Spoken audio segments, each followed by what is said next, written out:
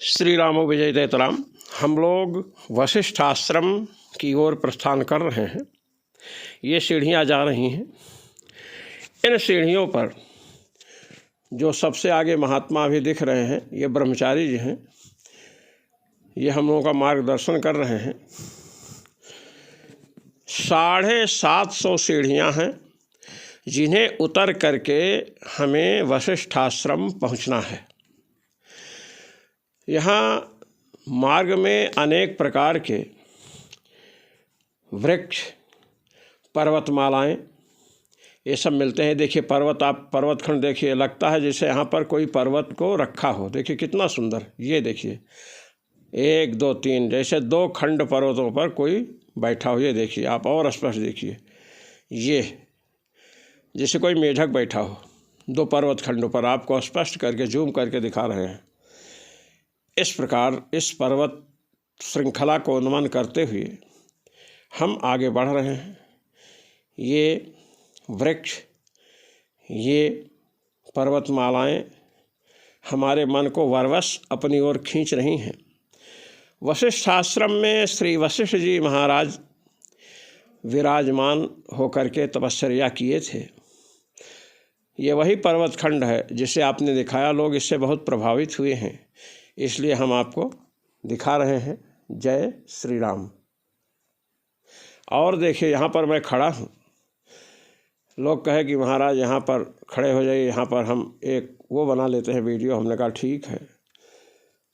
यहाँ पर आकर के हम अपने को कृतकृत्य समझते हैं। ये देखिए पर्वतमालाएं, कितनी सुंदर पर्वतमालाएं। ये जो टीन सेट यहाँ अभी दिखा था, यहाँ पर लोग विश्राम करते हैं।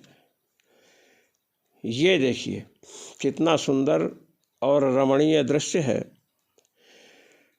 वशिष्ठ आश्रम का बड़ा महत्व है। वशिष्ठ आश्रम में आप पहुँचेंगे तो आपको सरस्वती जी का दर्शन हम कराएंगे, जिनकी अजस्र धारा अनवरत बहती आ रही है। ये देखिए, ये मार्ग में मिले हैं ये लोग, कुछ चल रहे हैं। ये देखिए छोटी सी गुफा जैसे आपको दिख रही है। हम लौटते समय यहाँ पर आकर के बैठे थे और इस प्रकार हम यहाँ पहुँच चुके हैं जहाँ पर पहुँचने की हमारी अभिलाषा थी। ये देखिए, ये दिव्य दृश्य आप देखें। यहाँ पर एक कुंड है, ये गऊ का मुख है और इसी से यह सरस्वती जी की धारा अनवरत निकलती रहती है। हम भगवती सरस्वती को सादर नमन करते हैं और यहाँ के सिद्ध महापुरुषों को प्रणाम करते हैं। देखिए चारों तरफ का दृश्य कितना रमणीय है। ये देखिए हमारे साथ आए हैं किशोर भाई राजकोट से अपनी धर्मपत्नी के साथ। ये पुजारी जी हैं और इन्होंने आचमन किया। ये श्री श्याम सुंदर दास जी महाराज। अब मैं आचमन कर रहा हूँ। ये स्थिति है। आचमन दरस परस मज्जन अरुपाना, हरय पाप कह वेद पुराना। इन्हें सरस्वती गंगा भी कहते हैं। इनका महत्व गंगा जी के समान है। इस तीर्थ का महात्म्य स्कंद पुराण के अंतर्गत प्रभास खंड के अर्बुद खंड में विस्तृत रूप से वर्णित है। अब हम सीढ़ियों से चल करके इस तरफ आ गए हैं। ये सामने आपको शिव जी और नंदीश्वर के दर्शन हो रहे हैं। ये सरस्वती माता हैं। इनको हम कोटि कोटि नमन करते हैं। ये अंदर शिव जी हैं, छोटा विग्रह है। ये प्राचीन विग्रह हैं जो स्थापित हुए हैं। इनको नमन करते हुए हम आगे बढ़ेंगे और हमारे सामने ये हनुमान जी महाराज हैं।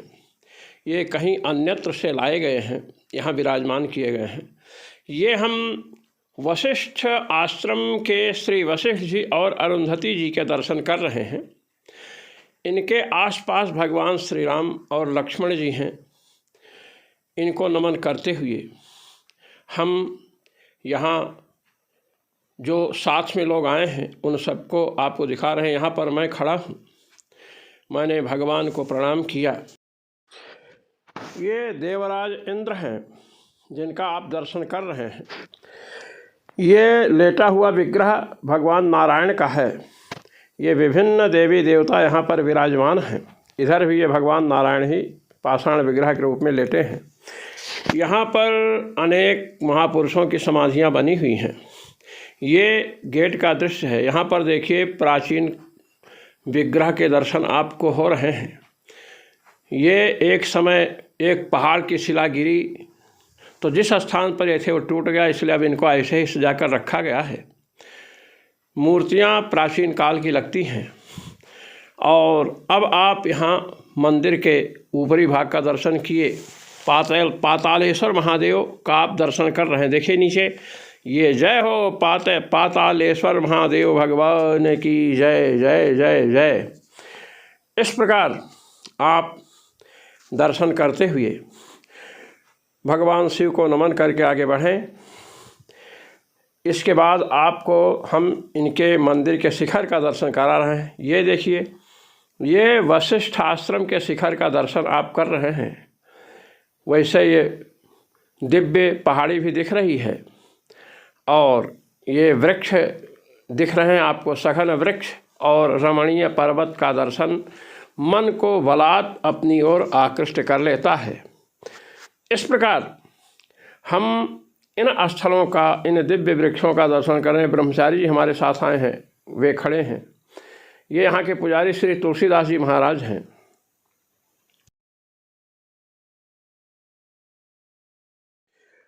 अब हम यहाँ से इन बालकों को साथ में लेकर नाग तीर्थ की ओर प्रस्थान कर रहे हैं।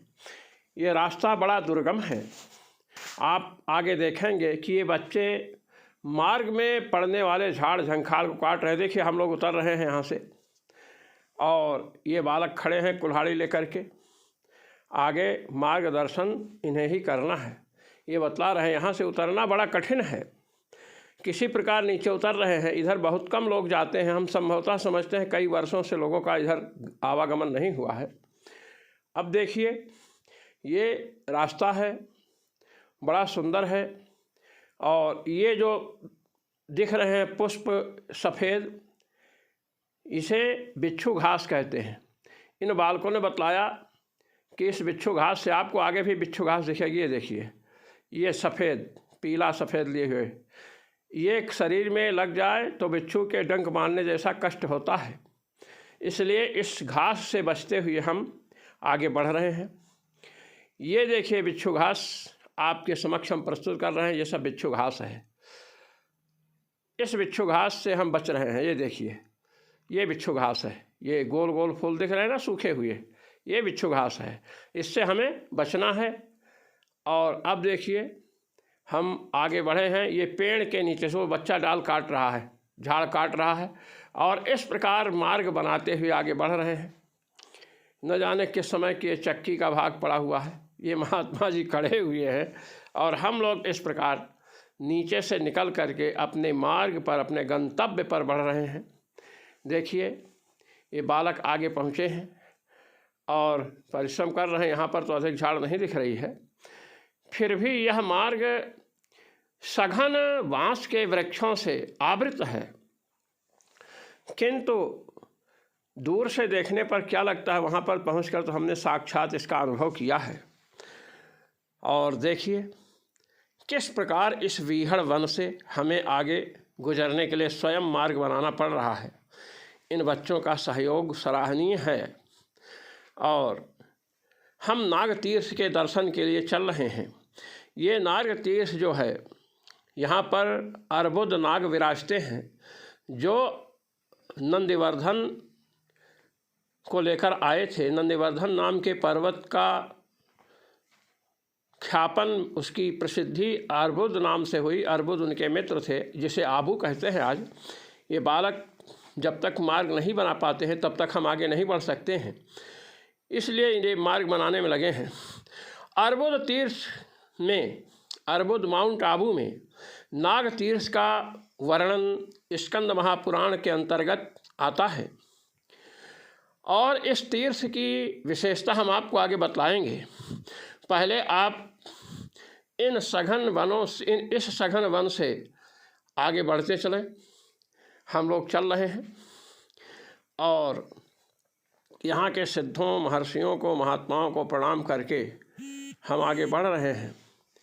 इस प्रकार ये नागतीर्थ बड़ा महत्वपूर्ण है। आप जब आगे पहुँचेंगे तो यहाँ पर झरने का दर्शन होगा। ये देखिए, हम यहाँ से निकल रहे हैं। लगता है न जाने कितने जन्मों का पुण्य उदित हुआ है तो हम यहाँ पहुँचे हैं और बड़ी सावधानी से आगे बढ़ रहे हैं। यहाँ पर आसपास प्राचीन काल में अनेक ऋषियों ने तपश्चर्या की थी। ये सब वशिष्ठ आश्रम से लगभग 2.5 किलोमीटर दूर नागतीर्थ पड़ता है। नागतीर्थ पहुँचने में हमको बड़ी सावधानी रखनी पड़ी, अन्यथा इतने नीचे चले जाते कि जीवित निकल भी पाते या नहीं निकल पाते। तो ये देखिए, ये बालक आगे बढ़े और हम लोग अब नागतीर्थ के समीप पहुँचने वाले हैं। नागतीर्थ में स्नान का बड़ा महत्व है। देखिए, हम लोग इतने नज़दीक पहुँच चुके हैं नागतीर्थ के। ये देखिए कैसा विहड़ वन है। हम जो साथ में आए हैं उनका भी उत्साहवर्धन कर रहे हैं। अब हम नागतीर्थ के अत्यंत समीप हैं। देखिए, आपको झरने का दर्शन हो रहा है। ये एक छोटा झरना है और इधर भी देखिए झरना बह रहा है। ये देखिए जा रहे हैं, कितना भीषण रास्ता है। आइए एक एक करके। और इधर लोग पकड़ पकड़ कर पेड़ों को आ रहे हैं। बस बस बस, हाँ इसको हटाओ। ये लोग पहुंच चुके हैं नागतीर्थ। देखिए, ये नागतीर्थ का झरना है। कितना निर्मल पवित्र जल है। इसको हम प्रणाम करते हैं। और देखें आप, ये यहाँ भरा हुआ है जल। यहाँ पर स्नान कर सकते हैं। यहाँ देखिए महात्मा लोग बैठे हैं और ये एक छोटा जलाशय है। यही नागतीर्थ है जो आपके समक्ष है। ये नागतीर्थ का झरना है और यहाँ दिखाइए, इधर यहाँ स्नान करने का है। यहाँ जो लोग बैठे यहाँ स्नान कर सकता है आदमी। अब देखिए इधर इधर मैं आचमन कर रहा हूँ।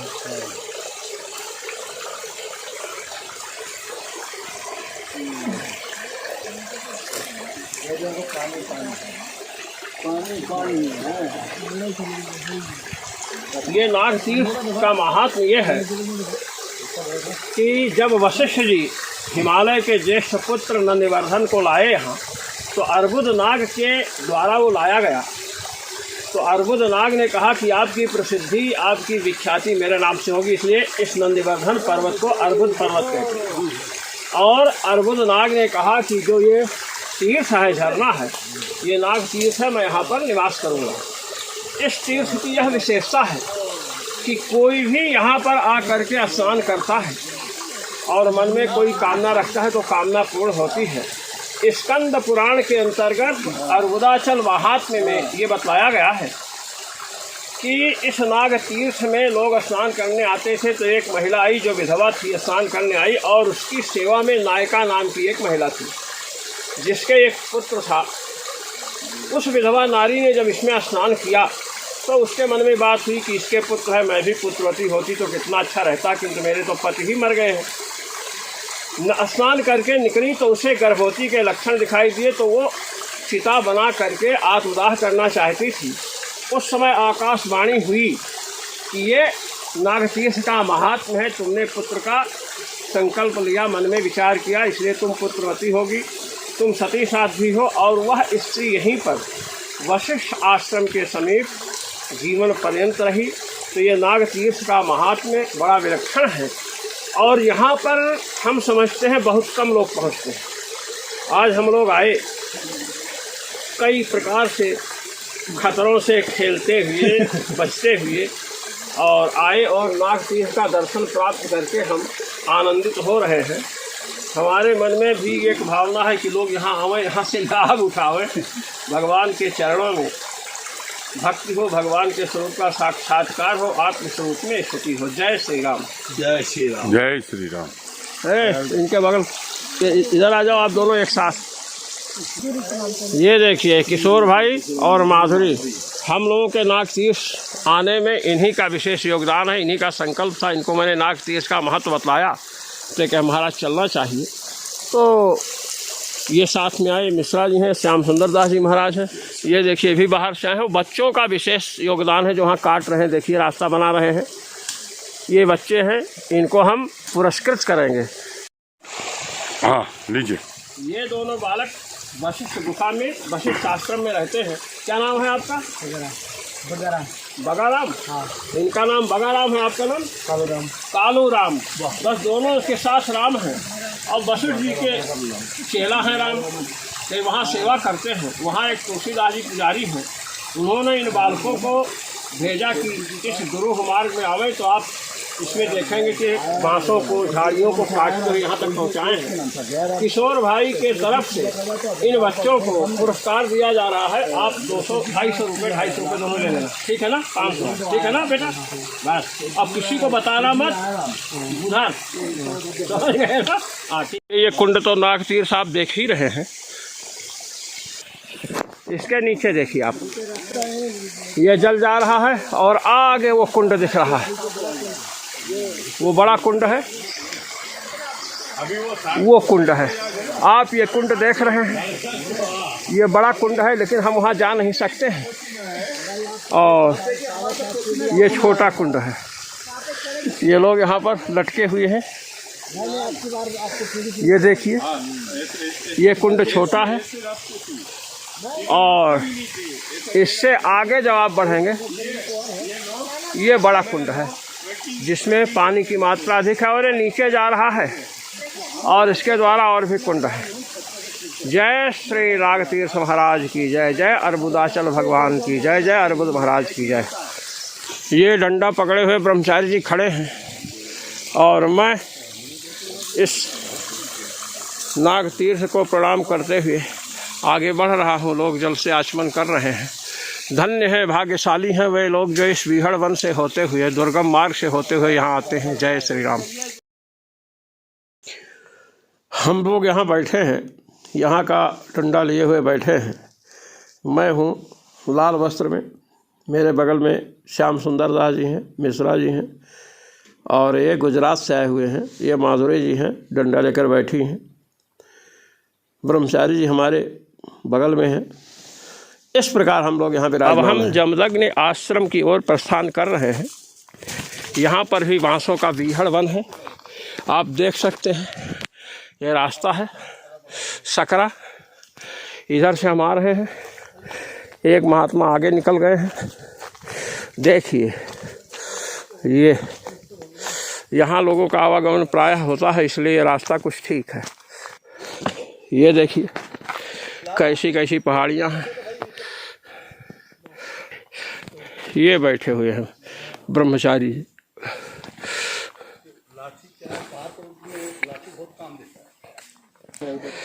देखिए कैसे कैसे रास्ते हैं। आइए आइए।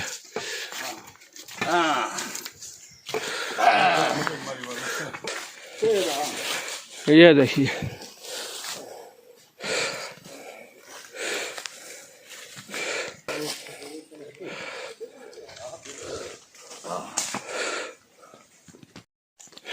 ये जमदग्नि गुफा के समीप हम पहुंच चुके हैं। देखिए यहाँ का वातावरण सघन वृक्षावली है। ये महात्मा लोग आ रहे हैं। ये बालक गुफा खोल रहा, हम गुफा में प्रवेश करेंगे अभी। ये जमदग्नि गुफा के द्वार पर हम पहुँचे हैं। जमदग्नि ऋषि की गुफा आपके समक्ष है। इसके अंदर आप अपने नेत्रों से देख सकते हैं। घोर अंधकार था, लेकिन हमने कुछ प्रकाश जलाया है, मोबाइल की लाइट जलाई है। देखिए यह गुफा बहुत बड़ी तो नहीं है, किंतु एक साधक इसमें रह करके साधना कर सकता है और इससे लाभान्वित हो सकता है। इसमें न जाने कितने साधक साधना किए होंगे। गुफाएं तो अनादिकाल से होती हैं, उनमें साधना साधक करते रहते हैं। ये जल आ रहा है गुफा के नीचे से, और ये जमदग्नि गुफा है जो अभी आपको मैंने दिखाई थी, और यही जल जो है ये निकल रहा है क्रमशः। जमदग्नि गुफा का आप दरवाज़ा देख रहे हैं, इसके नीचे से जल आता है जिसे आपको मैंने अभी दिखाया है। और देखिए ये टीना से ढका हुआ है यह स्थान, लोग यहाँ जल पी रहे हैं, यहाँ जल हमेशा आता रहता है। अब हम जमदग्नि आश्रम से लौट रहे हैं। देखिए ब्रह्मचारी जी वस्त्र पहन रहे हैं। श्री राम, अब हम यहाँ से भगवान व्यास की तपस्थली व्यास आश्रम की ओर प्रस्थान करने के लिए चल पड़े हैं। इस विहड़ वन से गुजरते हुए हम आगे बढ़ रहे हैं व्यास आश्रम की ओर। देखिए हम व्यास आश्रम पहुँचे हैं। व्यास आश्रम अत्यंत रमणीय है। यहाँ देखिए कितना जल भरा हुआ है, जा रहा है, देख रहे हैं आप। ये देखिए यहाँ खूब जल है, झरना देखिए जल कैसे आ रहा है। और ऊपर ये लोग बैठे हैं, क्या ये देखिए कोई जल पी रहा है, कोई कुछ कर रहा है। ये किशोर भाई हैं। और ये जलाशय देखिए दूसरी ओर है, ये इधर जलाशय है, इधर भी ये जलाशय आपको दिख रहा है। यहाँ स्नान करने में खूब आनंद आता है। यहाँ पर भगवान व्यास रह करके तपस्या किए हैं, उनकी तपश्चर्या से आश्रम आलोकित है। यहाँ पर कोई महात्मा पहले रह चुके हैं। और ये व्यास गुफा है जो आपके सामने दिख रही, छोटी गुफा है। इसमें एक साधक केवल बैठ सकता है। और ये व्यास गुफा में देखिए रामचरितमानस की पुस्तक रखी है। शंकर जी भाई, जय हो भगवान भोलेनाथ, शंकर जी को पधरा दिया गया है यहाँ। गुफा देखने में छोटी है, ओम जैसे देखने में छोटा अक्षर है, लेकिन उसका प्रभाव अधिक है। वैसे ही इस गुफा की स्थिति है। जय शिव। व्यास गुफा में शिव जी हैं, नाग लात हैं उनके ऊपर। और इस गुफा में अभी इन्होंने क्या किया है, ये शायद पत्थर उत्थर लगा दिया है इन्होंने, केवल इसमें व्यक्ति बैठ सकता है। और छोटी सी गुफा है और पास में झरना है। यहाँ लोग जो रहकर साधना करते थे वे इसी जल का प्रयोग करते थे। और सघन वृक्षावलियाँ हैं जिनको देख करके मन आह्लादित हो जाता है। सघन वन को पार करते हुए हम लोग यहाँ पहुँचे हैं। हम सभी लोगों को धन्यवाद देते हैं और आभार व्यक्त करते हैं। और भगवान व्यास जो 28वें व्यास हैं, अभी तक 28 व्यास हो चुके हैं।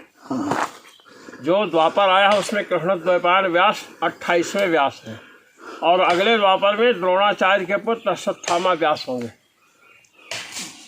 हमारा ये